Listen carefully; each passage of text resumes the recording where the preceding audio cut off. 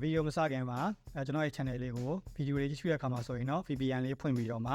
ကြည့်ရှုပေးလို့ရပါတယ်ခင်ဗျာအဲ့တော့ subscribe လုပ်ရသေးဘူးဆိုရင်တော့ထုံးစံနိုင်ပဲ subscribe ဘုတ်လေးကိုနှိပ်ထားပေးလို့ရပါတယ်ကျွန်တော်တို့ဒီ art knowledge နဲ့ပတ်သက်ပြီးတော့ပထမအဆုံးဘာကိုစပြီးတော့မှရှင်းပြမယ်ဆိုရင်ကျွန်တော်တို့အရှိမရေးဆွဲထားတဲ့ဒီ brush လေးပေါ့နော်အဲ့ဒီ brush လေးမှာဆိုရင်တော့ဒီ brush ကိုကျွန်တော်တို့ကဓာတ်ပုံကိုကြည့်ပြီးတော့မှပြင်ပြီးတော့ရေးဆွဲတဲ့နည်းကိုအသုံးပြုတာဖြစ်ပါတယ်အဲ့ဒီဓာတ်ပုံကိုပြန်ပြီးတော့ကြည့်ပြီးတော့ရေးဆွဲတဲ့နည်းကို reference drawing လို့ပြောတာဖြစ်ပါတယ်အဲ့တော့ reference drawing လို့ပြောရဆိုရင်တော့ကိုကနေပြီးတော့မှပုံတစ်ပုံကိုကြည့်ရှုရေးဆွဲတဲ့နည်းကိုပြောတာဖြစ်ပါတယ် reference drawing မှာ okay ဒုတိယမြောက်ကတော့တစ်ခါမှကျွန်တော်မရေးပြဘူးရဲ့ပေါ့နော်တစ်ခါမှကျွန်တော်မဆွဲပြဘူးရဲ့နည်းဖြစ်တဲ့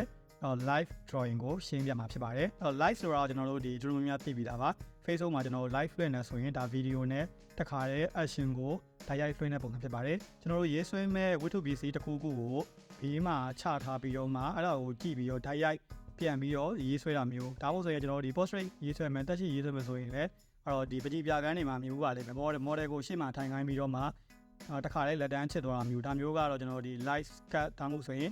live action drawing လို့ပြောတာဖြစ်ပါတယ်အဲ့တော့ဒီကတော့ပကြီးနဲ့ပတ်သက်ပြီးတော့အခြေခံသိရမယ်ဘုဒ္ဓတာအမျိုးအစားနှစ်ခုပဲဖြစ်ပါတယ်ဓာတ်ပုံကိုကြည့်ပြီးတော့ရေးဆွဲတဲ့နည်းကတော့ reference drawing လို့ပြောပါတယ်ရုပ်ပုံကိုမကြည့်ဘဲနဲ့အဲ့ဒီကိုဆွဲမဲ့ပုံကိုရှေ့မှာချပြီးတော့ direct ကြည့်ပြီးတော့ရေးဆွဲတဲ့နည်းကိုတော့ live drawing ဒါမှမဟုတ်ဆိုရင် live action drawing လို့ပြောတာဖြစ်ပါတယ်အမြင်ချင်းရင်တော့ live cut လို့သုံးတာဖြစ်ပါတယ်ဒါဆိုရင်တော့ဘုဒ္ဓတာနှစ်ခုကိုနားလည်မယ်လို့ပြောနေပါတယ်ကျွန်တော်ဒီပုံမှာကတော့ဒီ live action drawing နဲ့ပတ်သက်ပြီးတော့မှကျွန်တော်အခုရေးဆွဲထားတဲ့ brush လေးကို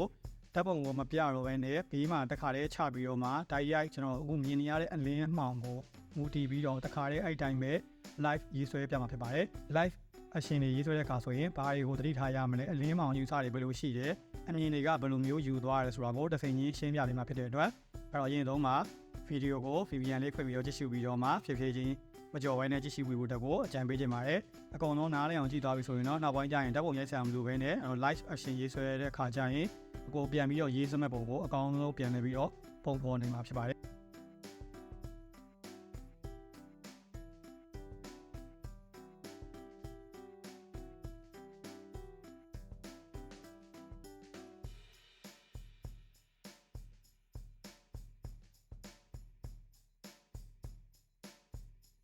online ကောက်တာတွေတုံးရေးဆွဲတာတွေကအရှိကပုံနေပါတယ်ညီမဝေးသားဖြစ်တဲ့အတွက်ကျွန်တော်ဒီမှာအချက်တဝင်းမရှင်းပြတော့ပါဘူးဒီမှာဒီကပြောချင်တဲ့အကြောင်းအရာကတော့ဒီ comment တွေမှာလည်းမှန်းကြတယ်ပေါ့နော်ကျွန်တော်တချို့ comment တွေက reply မလုပ်ဖြစ်ပေမဲ့ကျွန်တော် comment တွေမှန်းထားတဲ့ဟာတွေအကုန်လုံးကိုဖတ်ပြပါတယ်ဘယ်သူပါလိုအပ်ချက်ရှိနေတယ်ဘယ်လိုမျိုးဖြစ်နေလဲဆိုတာကိုအကောင်းဆုံးကျွန်တော်ပြင်ဆင်ပြီးတော့မှလိုအပ်ချက်မှန်သမျှကိုလည်းကျွန်တော်တက်နိုင်တော့ပြန်လည်ပြီးတော့ဗီဒီယိုလေးတွေဖန်တီးပေးနေတာဖြစ်တယ်ပေါ့နော်အခုလေဒီခဲပြတ်မရှိတဲ့သူတွေအတွက်ဒီခဲပြတ်မသုံးမဲနဲ့ခဲတဲ့ချောင်းနဲ့အမွေးမြင်တွေကိုဘယ်လိုမျိုးရေးဆွဲရမလဲဆိုတဲ့အားကိုအများဆုံးရှင်းပြမှာဖြစ်တဲ့အတွက်အရင်ဆုံးဒီ online တွေတုံးတွေထည့်ပြီးသွားပြီဆိုရင်တော့ပထမအဆုံး layer အဖြစ်နဲ့အမွေးမြင်တွေကကျွန်တော်တို့ဥတီချက်ဘယ်လိုရှိနေလဲအခုကထောင်နေရဖြစ်တဲ့အတွက်အောက်ကနေပြီးတော့အပေါ်ဘက်ကိုခဲရန်ကိုနောက်ပြီးရှေ့ပေါ်ပုံစံနဲ့လုံးဝဖော့ဖော့လေးနဲ့အားမထည့်ပဲနဲ့ခဲရောင်မိမိလေးရအောင်တခြားအောင်ချင်းပြန်လဲပြီးတော့မှပထမဆုံး layer ဖြည့်မှာဖြစ်ပါတယ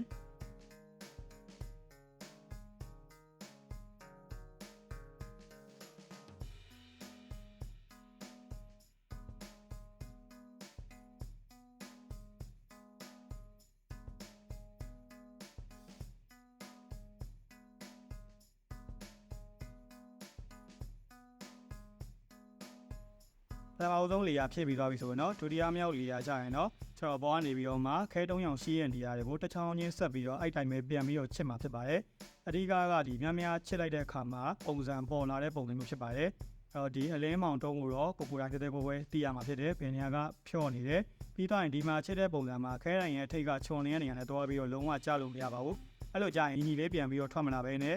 ဒီခဲတိုင်းထိတ်ကကြားတဲ့အဆက်တွေအတီးတွေကြောင့်ကျွန်တော်ပုံကအဆက်တွေဖြစ်ပြီးတော့မှညစ်ပတ်နေမှာဖြစ်ပါတယ်ဒါကြောင့်မလို့ခဲရံကိုလုံးဝထိန်းနိုင်နေမှသာအဆင်ပြေမှာဖြစ်ပါတယ်ဒါကြောင့်မလို့ကိုသုံးနေတဲ့ခဲရံပဲဖြစ်ဖြစ် mechanical ပဲဖြစ်ဖြစ်အဲ့ဒါကိုပိုတိုင်းလေးဝထိန်းချုပ်နိုင်ဖို့အတွက်ကိုအများကြီးစူးစမ်းဖို့လိုရပေါ့နော်ကျွန်တော်လည်းလက်ရှိစူးစမ်းနေတော့မှ full control ရသွားပြီဆိုရင်ခဲရံကိုမလိုပဲတရင်လို့ဗျာပြည့်ရှင်ဘလူးနဲ့ထဆွဲလက်ကဲ hand pressure ကဘလို့ပုံမှာ ကိုယ့်ရဲ့လက်ကဖီအားပေါ်ကဘယ်လိုထည့်ရမလဲဆိုတာကိုသိမှဖြစ်ပါတယ်ဒုတိယမြောက်လေယာရပြီဆိုရင်တော့တတိယမြောက်လေယာကြာရင်တော့နောက်ထပ်ပြီးတော့3နေရှင်းတဲ့နေရာကိုထပ်ပြီးတော့3နေတင်မယ်အဲ့တော့တချောင်းချင်းပဲချစ်သွားတာပါချိန်တင်မဟုတ်ပါဘူးကျွန်တော်တို့ဒီတံမြားရှိတဲ့အောက်ဘက်အရင်ကနေပြီးတော့အပေါ်ဘက်ကိုလက်ကိုတချောင်းချင်းဖော့ပြီးတော့မှနောက်ခေတ်ရှေ့ပေါ်နဲ့ဆက်ပြီးတော့ချစ်သွားတဲ့ပုံစံဖြစ်ပါတယ်ချစ်တဲ့အခါမှာသတိထားမယ့်ဟာကတော့ဒီ brush ကထိပ်ဖြာအမွေးလေးတွေကဖွားဖွားလေးဖြစ်တဲ့အတွက်အဲ့ဒီမှာ line တွေအများကြီးတွားပြီးတော့ထားလို့မရပါဘူးနည်းနည်းလေးချဲထားရမှာဖြစ်ပါတယ်ကျွန်တော်တို့အမွေးမြင်နေရတော့ပြီဆိုရင်တော့နောက်ထပ် channel ပိုင်းတွေဆက်လက်ပြီးတော့ကြည့်ရှုပေးပါအောင်ခင်ဗျာ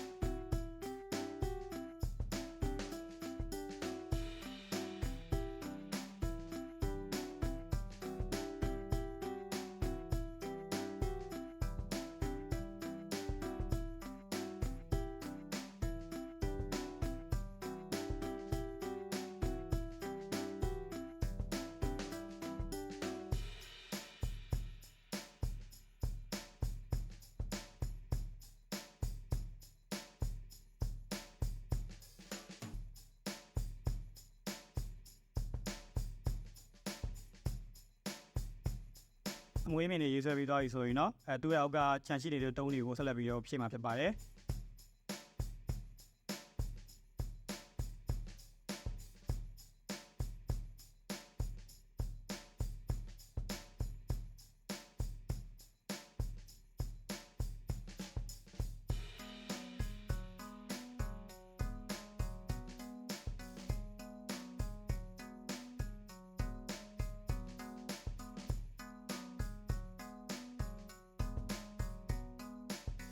โอเคဒါဆိုရင်တော့ကျွန်တော်တို့ဒီဘက်ကကျွန်တော်ရဲ့ဘေးမှာချထားတဲ့ဒီဖုံခါတဲ့ clean လုပ်တဲ့ brush ကပုံစံ